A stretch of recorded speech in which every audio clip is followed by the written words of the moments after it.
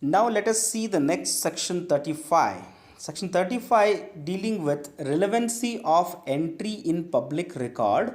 or an electronic record made in the performance of a duty. It is very simple. Whenever there is a question arise before the court, whether an entry which is maintained in a public record,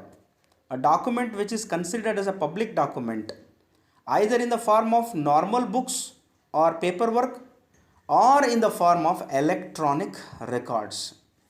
Both sorts of public records which were maintained by the officers who are actually capable or empowered in that regard. In the performance of their official duty, if an officer has maintained some public records, in that public record, if there is an entry, and that entry is if connected to the fact in issue or relevant fact in any case, then section 35 says that such entry in the public record can become relevant evidence before the court of law. Let us see the basic tenets of section 35. It says an entry in any public or other official book, register, record or an electronic record stating a fact in issue or relevant fact made by a public servant in the discharge of his official duty or by any other person in performance of a duty specially enjoined by the law of the country in which such book, register or record of or even electronic record, if it is kept,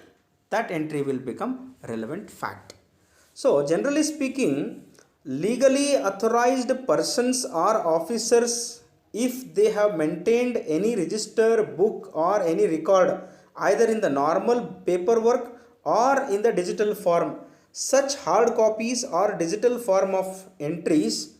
all such entries and statements maintained by such government officers who are authorized by the law of land will become relevant facts in any suit or proceedings. That is what is the complete discussion of section 35.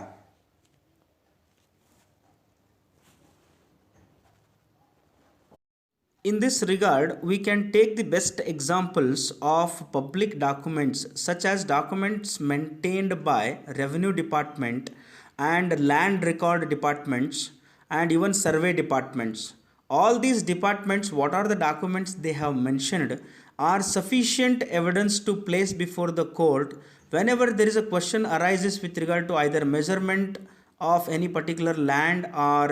residential plot, or even sometimes if the question with regard to boundaries has been arised in any case, then the documents furnished by these public officers authorized